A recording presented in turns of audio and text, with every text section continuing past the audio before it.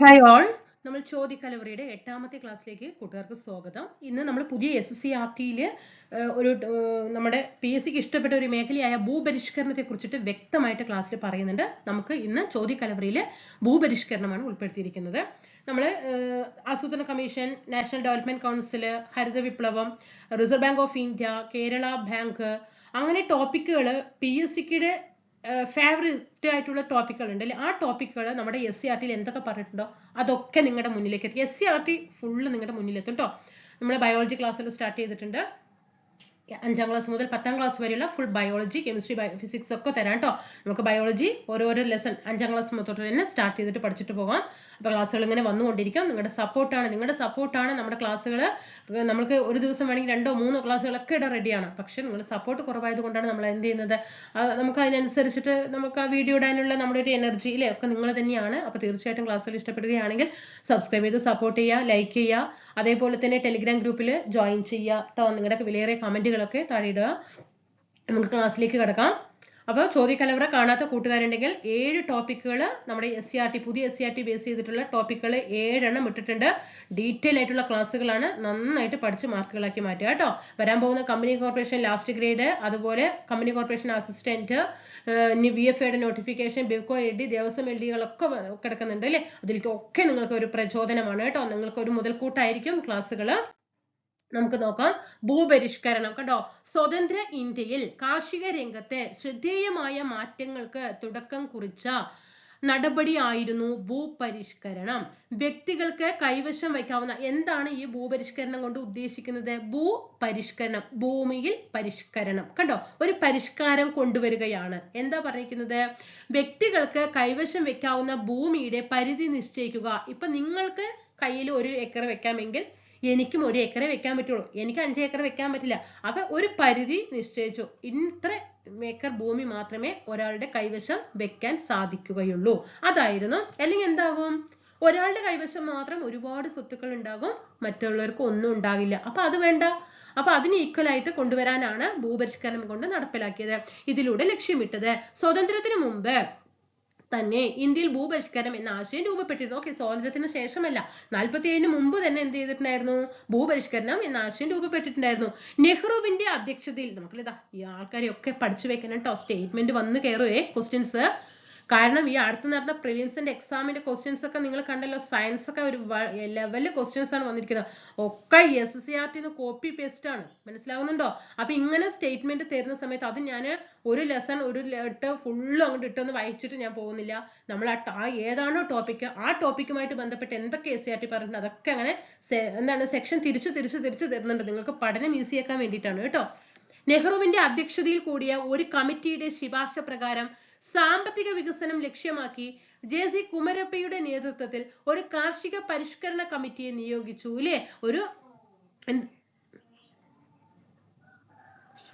Agrarian reforms committee നിയോഗിച്ചു. കമ്മിറ്റിയുടെ റിപ്പോർട്ടിന്റെ അടിസ്ഥാനത്തിൽ ഭൂ ഉടമകൾക്ക് കൈവശം വെക്കാവുന്ന ഭൂമിയുടെ പരിധി നിശ്ചയിച്ച് മിച്ച ഭൂമി പിടിച്ചെടുത്ത് ഭൂരഹിതരായ കർഷകർക്ക് വിതരണം അല്ലേ. ഇങ്ങനെയാണ് എന്താ പറഞ്ഞിരിക്കുന്നത് ഇവിടെ പറഞ്ഞിരിക്കുന്നത്. കമ്മിറ്റിയുടെ റിപ്പോർട്ടിന്റെ അടിസ്ഥാനത്തിൽ. ഏത് കമ്മിറ്റിയുടെ? നെഹ്റുവിന്റെ അധ്യക്ഷതയിൽ കൂടിയ കമ്മിറ്റിയാണ്. അപ്പൊ കമ്മിറ്റിയുടെ നേതൃത്വം, അധ്യക്ഷ സ്ഥാനം ആരാ അലങ്കരിച്ചിട്ടുണ്ടായിരുന്നത്? ജവഹർലാൽ നെഹ്റു ആണ് കേട്ടോ. അങ്ങനെ ആരുടെ അതിന് നേതൃത്വം കൊടുത്തത്? JC കുമരപ്പ കേട്ടോ. JC കുമരപ്പ മറക്കരുത്, ജവഹർലാൽ നെഹ്റു മറക്കരുത്. കമ്മിറ്റിയുടെ റിപ്പോർട്ടിന്റെ അടിസ്ഥാനത്തിൽ ഭൂ ഉടമകൾക്ക് കൈവശം വെക്കാവുന്ന ഭൂമിയുടെ പരിധി നിശ്ചയിച്ച് മിച്ച ഭൂമി പിടിച്ചെടുത്തു അല്ലെ. മിച്ച ഭൂമി, അതായത് ഒരാളുടെ കൈവശം 2 ഏക്കർ ഉണ്ടെങ്കിൽ അത്ര പാടില്ല, അതിൽ കൂടുതൽ പാടില്ല എന്നുണ്ടെങ്കിൽ ആ ബാലൻസ് വരുന്ന ആ സ്ഥലം മുഴുവൻ മിച്ച ഭൂമിയായിട്ട് പിടിച്ചെടുക്കുക കേട്ടോ. ഓക്കെ, അതേപോലെ തന്നെ ഇവിടെ ഭൂദാന പ്രസ്ഥാനത്തെ കുറിച്ചിട്ട് നമുക്ക് പറയുന്നുണ്ട്. നിയമനിർമ്മാണത്തിലൂടെ അല്ലാതെ ഭൂപരിഷ്കരണം നടപ്പിലാക്കുന്നതിനായിട്ട് വിനോബ ഭാവെയുടെ നേതൃത്വത്തിൽ ആരംഭിച്ച പ്രസ്ഥാനമാണ്. വെരി ഇമ്പോർട്ടന്റ് ആണ്. ഭൂദാന പ്രസ്ഥാനത്തിന്റെ നേതാവ് ആരാണ്? ആചാര്യ വിനോബ ഭാവെ. ഭൂദാന പ്രസ്ഥാനം ആചാര്യ വിനോബ ഭാവെ. ഓക്കെ, എന്താണ് അദ്ദേഹം പറയുന്നത്? അതായത് ഇതിനു വേണ്ടിയിട്ട് ഒരു നിയമമൊന്നും നിർമ്മിക്കണ്ട, ഇത്ര വെക്കാൻ പറ്റുള്ളൂ എന്നൊന്നും കൊണ്ടുവരണ്ട. അപ്പൊ അങ്ങനെ നിയമനിർമ്മാണത്തിലൂടെ അല്ലാതെ ഭൂപരിഷ്കരണം നടപ്പിലാക്കുന്നതിനായി വിനോബ ഭാവെയുടെ നേതൃത്വത്തിൽ ആരംഭിച്ചതാണ് ഭൂദാന പ്രസ്ഥാനം. വിനോബ ഭാവെയും അനുയായികളും ഗ്രാമങ്ങൾ തോറും നിയമനിർമ്മാണത്തിന്റെ ആവശ്യമില്ല. അപ്പൊ അദ്ദേഹം കണ്ടെത്തിയ വഴി എന്താണ്? അനുയായികളും ഗ്രാമങ്ങൾ തോറും പദയാത്രകൾ നടത്തി വൻകിട ഭൂ ഉടമകളെ അവരുടെ കൈവശമുള്ള ഭൂമിയുടെ 1/6 ഭൂദാനമായി നൽകുന്നതിന് പ്രേരിപ്പിക്കുകയും. ഇപ്പോ എന്താണ്? ഇപ്പൊ ഒരു 100 ഏക്കർ സ്ഥലമുണ്ടെങ്കിൽ അതിനെ എന്താക്കുക? ഇതിന് 100നെ 6 ആക്കിയിട്ട് ഡിവൈഡ് ചെയ്യുക. 100നെ 6 ആക്കിയിട്ട് ഡിവൈഡ് ചെയ്യുന്ന സമയത്ത് എത്രയാണോ അതിലത്തെ ഒരു ഭാഗം ആർക്ക് കൊടുക്കുക? മിച്ച ഭൂമിയായിട്ട് കൊടുക്കുക. ഓക്കെ, അങ്ങനെ ലഭിച്ച ഭൂമി ഭൂരഹിതർക്ക് വിതരണം ചെയ്യുകയും ചെയ്തു. ഓക്കെയാണോ? അപ്പോ അങ്ങനെ ഭൂപരിഷ്കരണ നിയമങ്ങൾ നിലവിൽ വന്നതോടെ ഭൂദാന പ്രസ്ഥാനത്തിന്റെ പ്രസക്തി കുറഞ്ഞു. ഓക്കെയാണോ? ഭൂപരിഷ്കരണ നിയമങ്ങൾ നിലവിൽ വന്നു. അപ്പൊ അദ്ദേഹം പദയാത്രകൾ അനുയായികളൊക്കെ കൂടിയിട്ട് പദയാത്രയൊക്കെ നടത്തി അങ്ങനെ വലിയ വലിയ വലിയ ഏക്കർ കണക്കിന് ഭൂമിയുള്ളവരെയൊക്കെ കണ്ട് അതിൽ 1/6 കൊടുക്കാനൊക്കെ ആയിട്ട് ഇതാക്കുമ്പോഴേക്കും ഇവിടെ എന്ത് വന്നു? ഒരു നിയമം തന്നെ നിലവിൽ വന്നു. ഭൂപരിഷ്കരണ നിയമം തന്നെ നിലവിൽ വരികയും ഭൂദാന പ്രസ്ഥാനത്തിന്റെ പ്രസക്തി കുറയുകയും ചെയ്തു. അപ്പൊ ഭൂദാന പ്രസ്ഥാനം ആരാന്ന് ചോദിച്ചാൽ ആചാര്യ വിനോബ ഭാവെ, മറക്കരുത്. ഓക്കെയാണോ? അങ്ങനെ അവിടെ എന്താണ് നിയമങ്ങൾ നടപ്പിലാക്കിയില്ലേ? അങ്ങനെ ഒരു പരിധിവരെ ദാരിദ്ര്യ നിർമ്മാർജ്ജനത്തിനും ഭക്ഷ്യോൽപാദനം വർദ്ധിപ്പിക്കുന്നതിനും ഒക്കെ എന്തായി? ഈ ഭൂപരിഷ്കരണ നിയമങ്ങൾ സഹായകമായി കേട്ടോ. ഒരു പരിധിവരെ ദാരിദ്ര്യ നിർമ്മാർജ്ജനം, ചിലപ്പോൾ ചോദിക്കും സ്റ്റേറ്റ്മെന്റിൽ വരും, ഭൂപരിഷ്കരണത്തിനും കൊണ്ട് ദാരിദ്ര്യ നിർമ്മാർജ്ജനത്തിനും ഭക്ഷ്യോൽപാദനം വർദ്ധിപ്പിക്കുന്നതിനും സഹായകമായി. അപ്പൊ നമ്മൾ അവിടെ ചിന്തിക്കും ഭൂപരിഷ്കരണം കൊണ്ട്, അങ്ങനെ ചിന്ത വരാൻ പാടില്ല കേട്ടോ. അപ്പൊ അത് കറക്റ്റ് ആയിട്ടുള്ള സെന്റൻസ് ആണ്. ഇനി ഭക്ഷ്യോൽപാദനം വിപ്ലവങ്ങളിലൂടെ നോക്കിക്കേ. ഭക്ഷ്യോൽപാദന മേഖലയിൽ സ്വയം പര്യാപ്തത കൈവരിക്കാൻ 1960 മുതൽ ഇന്ത്യ നടപ്പാക്കിയ പദ്ധതികൾ ഈ മേഖലയിൽ വലിയ മാറ്റങ്ങൾ സൃഷ്ടിച്ചതിനാൽ അവയെ വിപ്ലവങ്ങൾ എന്ന് വിളിക്കുന്നു. രാഷ്ട്ര നേതാക്കളുടെയും ശാസ്ത്രജ്ഞരുടെയും കൂട്ടായ പരിശ്രമമാണ് ഭക്ഷ്യ സ്വയം പര്യാപ്തത നേടുവാൻ ഇന്ത്യയെ സഹായിച്ചത്. കാർഷിക മേഖലയുടെ പുരോഗതിയും, അതായത് ഇവിടെ ഈ ഭക്ഷ്യോൽപാദനം എന്ന ടോപ്പിക് ഉൾപ്പെടുത്താൻ തന്നെ കാരണം എന്താണ്? ഇവിടെ ഭക്ഷ്യോൽപാദനം വർദ്ധിച്ചു. കണ്ടോ? ഇപ്പൊ ഭൂപരിഷ്കരണത്തിലൂടെ എന്ത് വന്നു?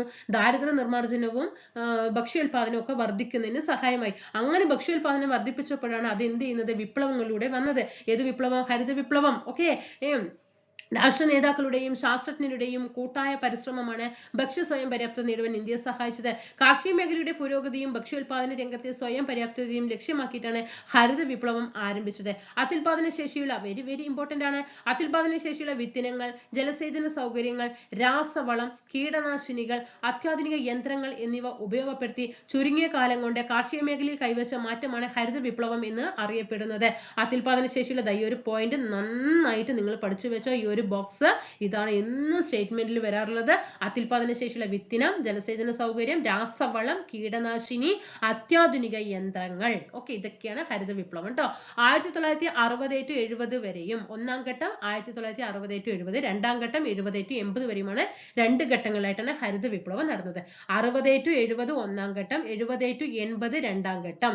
ഡോക്ടർ എം എസ് സ്വാമിനാഥൻ ഇന്ത്യയിലെ ഹരിത വിപ്ലവത്തിന്റെ പിതാവായിട്ട് അറിയപ്പെടുന്നു. അപ്പൊ ഹരിത വിപ്ലവത്തിന്റെ പിതാവ് ആരെന്ന് ചോദിച്ചാൽ വർഗീസ് കുര്യനും, ഇന്ത്യൻ ഹരിത വിപ്ലവത്തിന്റെ പിതാവ് ആരെന്ന് ചോദിച്ചാൽ അത് എം എസ് സ്വാമിനാഥനുമാണ്. ഇനി അങ്ങനെ സ്വാമിനാഥൻ ഇന്ത്യയിലെ ഹരിത വിപ്ലവത്തിന്റെ പിതാവായിട്ട് അറിയപ്പെടുന്നു. ഓക്കെ, ഹരിത വിപ്ലവത്തെ തുടർന്ന് പാലിന്റെയും പാലുൽപ്പന്നങ്ങളുടെയും വർധനവ് ലക്ഷ്യമിട്ട് നടപ്പിലാക്കിയ ധവള വിപ്ലവം മത്സ്യ ഉൽപാദന മേഖലയുടെ പുരോഗതി ലക്ഷ്യമാക്കിയുള്ള നീല വിപ്ലവവും ഇന്ത്യയിൽ വിജയകരമായി നടപ്പിലാക്കി. ഓക്കെ, ധവള വിപ്ലവം എന്താണ്? പാലാണ് അല്ലെ. ധവള വിപ്ലവം ഏതാണ്? പാല്. നീല വിപ്ലവം എന്താണ്? മത്സ്യമാണ് കേട്ടോ. നീല വിപ്ലവം മത്സ്യം. ഓക്കെ, ഇതിലൂടെ രാജ്യത്തെ നിരവധി തൊഴിലവസരങ്ങൾ സൃഷ്ടിക്കാനും രാജ്യത്തിന്റെ സാമ്പത്തിക വളർച്ച ഉറപ്പാക്കാനും സാധിച്ചു. ഓക്കെ ആണോ? അപ്പൊ ധവള വിപ്ലവം നോക്കിക്കേ.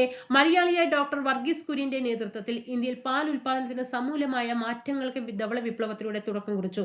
ഇതിന്റെ ഭാഗമായി ഗുജറാത്തിലെ ആനന്ദ് എന്ന നഗരത്തിൽ district cooperative milk producers union limited എന്ന പേരിൽ ഒരു ക്ഷീരോത്പാദക സംഘത്തിന്റെ പ്രവർത്തനം ആരംഭിക്കുകയും ക്രമേണ ഇത് അമൂൽ എന്ന പ്രശസ്തമായ ക്ഷീരോത്പാദന സംഘമായിട്ട് മാറുകയും ചെയ്യും. അപ്പൊ ഹരിത വിപ്ലവത്തിന്റെ പിതാവ് വർഗീസ് കുര്യൻ, ഇന്ത്യൻ ഹരിത വിപ്ലവത്തിന്റെ പിതാവ് എം എസ് സ്വാമിനാഥൻ, ധവള വിപ്ലവത്തിന്റെ പിതാവ് ഡോക്ടർ വർഗീസ് കുര്യൻ. എവിടെയാണ്? ഗുജറാത്തിലെ ആനന്ദിൽ കേട്ടോ. ഗുജറാത്തിലെ ആനന്ദിലാണ് ഒരു district cooperative milk producers union limited എന്ന പേരിൽ ഒരു ക്ഷീരോത്പാദക സംഘം പ്രവർത്തനം ആരംഭിക്കുകയും പിന്നീട് അമൂൽ എന്ന പ്രശസ്ത ക്ഷീരോത്പാദന സംഘമായിട്ട് മാറുകയും ചെയ്തത്. പിന്നെ ധവള വിപ്ലവം എന്താണ്? ധവള വിപ്ലവം വൈറ്റ് റവല്യൂഷൻ അല്ലേ? എന്താണ് പാലിന്റെ അല്ലെ ധവള വിപ്ലവം പാല്, പിന്നെ നീല വിപ്ലവം എന്താ മത്സ്യമാണ്. ഹരിത വിപ്ലവത്തിന്റെ ഒന്നാം ഘട്ടം എപ്പോഴാണ് 60 to 70, രണ്ടാം ഘട്ടം എപ്പോഴാ 70 to 80. പിന്നെ ആചാര്യ വിനോബ ഭാവെ എന്താണ് ഭൂദാന പ്രസ്ഥാനത്തിന്റെ നേതാവാണ് ആചാര്യ വിനോബ ഭാവെ. ഭൂപരിഷ്കരണം എന്താണ് ഭൂപരിഷ്കരണം കൊണ്ട് ലക്ഷ്യമാക്കുന്നത് എന്നതൊക്കെ നമ്മൾ വ്യക്തമായിട്ട് അവിടെ പഠിച്ചു കഴിഞ്ഞു. ഇനി നമുക്ക് ഭൂപരിഷ്കരണം നമുക്ക് കേരളത്തിൽ എന്താണെന്ന് നോക്കാം. ഓക്കെ, എന്താണ് ഞാൻ അവിടെ ഈ ഹരിത വിപ്ലവം ഉൾപ്പെടുത്താൻ കാരണം ചോദിച്ചാൽ ഭക്ഷ്യോൽപാദനം വർദ്ധിപ്പിച്ചത് കൊണ്ടാണ് അവിടെ ഹരിത വിപ്ലവത്തിലേക്ക് പിന്നീട് എത്തിച്ചേർന്നത്, മനസ്സിലായി. അതുകൊണ്ടാണ് ആ പോയിന്റ് അവിടെ ആഡ് ചെയ്യാൻ കാരണം കേട്ടോ. ഇനി ഭൂപരിഷ്കരണം നമ്മുടെ കേരളത്തിൽ നോക്കാം. ഈ ഒരു പോയിന്റ് പഠിച്ചു വെച്ചോ, നാളത്തെ ഒരു എക്സാമിന്റെ ക്വസ്റ്റ്യൻ ആണ് കേട്ടോ. നാളത്തെ ഒരു എക്സാമിന്റെ ക്വസ്റ്റ്യൻ ആണ്. ഈ വരി തന്നിട്ട് ഇത് ആരുടെ എന്ന് ചോദിക്കും. മലയെ പൊലയന മാടത്തിൻ മുറ്റത്ത് മഴ വന്ന നാളൊരു വാഴ നട്ടു, മാനതാരിൽ ആശകൾ പോലെ ഇതിൽ ആരോരോ മരതകക്കൊമ്പ് പൊടിച്ചു വന്നു. മലയിൽ നടക്കുന്നു മാടത്തിൽ മുറിയും നിലവിളിയും അവൻ എന്താണ് അവശമാ താർത്തന്മാ രാലംബലഹീനമാരുടെ സങ്കടമാരറിയാൻ പണമുള്ളവർ നിർമ്മിച്ച നീതിക്ക് ഇതിലൊന്നും പറയുവാനില്ലേ. ഞാൻ പിൻവലിച്ചു. ചങ്ങമ്പുഴ കൃഷ്ണപിള്ളിയുടെ വാഴക്കുലയിൽ നിന്നുള്ള വരികളാണ്. അപ്പൊ വാഴക്കുല ആരുടെയാണ്? ചങ്ങമ്പുഴ കൃഷ്ണപിള്ളിയുടേതാണ് കേട്ടോ. വാഴക്കുല എന്നത് ആരുടേതാണ്? ചങ്ങമ്പുഴ കൃഷ്ണപിള്ള. ചങ്ങമ്പുഴ പുഴയുടെ അടുത്ത് ഒരു വാഴക്കുല നിൽക്കുന്നു. പുഴയുടെ ഓരത്ത് ഒരു വാഴക്കുല നിൽക്കുന്നു എന്ന് വെച്ചാൽ ചങ്ങമ്പുഴ പുഴ. ഓക്കെ, വാഴക്കുല. ഓക്കെ, അപ്പൊ മലയപ്പുലയന മാടത്തിൻ മുറ്റത്ത് എന്ന വരി ഏതിലെന്ന് ചോദിച്ചാൽ വാഴക്കുലയുടേതാണ്. ഭൂപരിഷ്കരണ നടപടികൾ ആരംഭിക്കുന്നതിന് മുമ്പുള്ള കേരളത്തിലെ കർഷകരുടെ പൊതുസ്ഥിതിയാണ് മുകളിലെ കവിതാ ഭാഗം വെച്ചിരിക്കുന്നത്.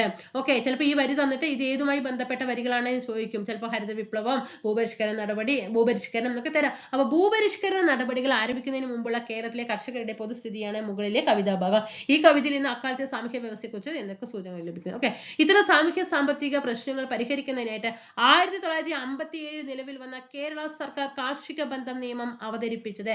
ഭൂപരിഷ്കരണ നിയമവുമായി ബന്ധപ്പെട്ടിട്ടാണ് കേരള ഗവൺമെന്റ് 1957 കാർഷിക ബന്ധ നിയമം അവതരിപ്പിച്ചത്. തുടർന്ന് 1970 ജനുവരി വിത്ത് മാസം ഡേറ്റ് പഠിച്ചണം.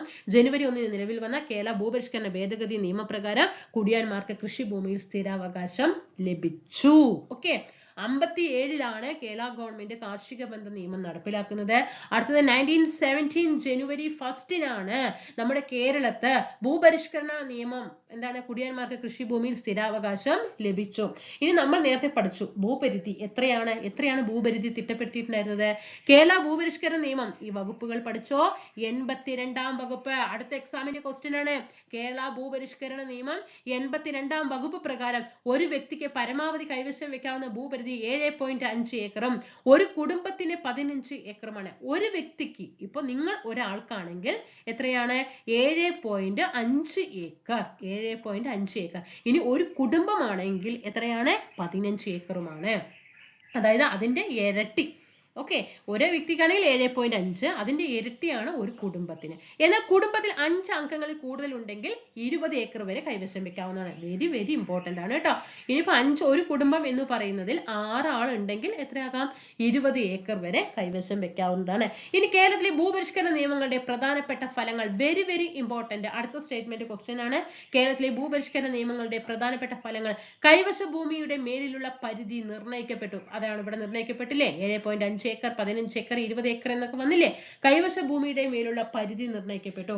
ജന്മിത്ത സമ്പ്രദായം നിർത്തലാക്കപ്പെട്ടു. കൃഷിഭൂമിയിൽ കുടിയാന് സ്ഥിരാവകാശം ലഭിച്ചു.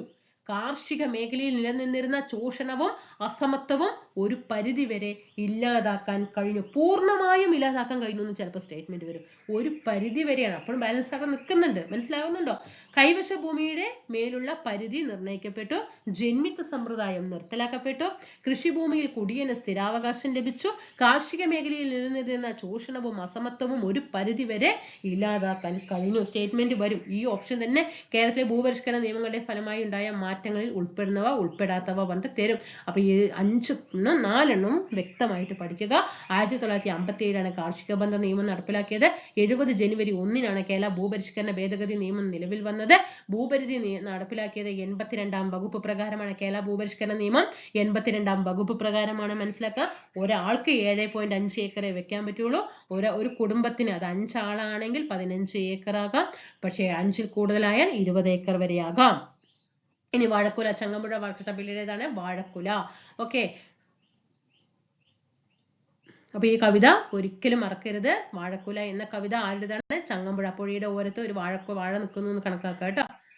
ഇനി അപ്പൊ ഭൂപരിഷ്കരണം നമ്മുടെ നമ്മുടെ ഭൂപരിഷ്കരണത്തെ കുറിച്ചിട്ട് നമ്മുടെ SCERT യിലുള്ള ടോപ്പിക്കാണ് ഞാൻ ഇവിടെ ഉൾപ്പെടുത്തിയിരിക്കുന്നത്. അപ്പൊ ഇങ്ങനെ ഓരോരോ ടോപ്പിക്കുകൾ SCERT ഭാഗങ്ങൾ കവർ ചെയ്ത് തരാം കേട്ടോ. പരമാവധി സപ്പോർട്ട് ചെയ്യുക. വീഡിയോ കാണുമ്പോൾ ഹൈപ്പ് കൊടുക്കാനൊക്കെ ആയിട്ട് ശ്രദ്ധിക്കുക കേട്ടോ. അടുത്ത ക്ലാസ്സിൽ കാണാം.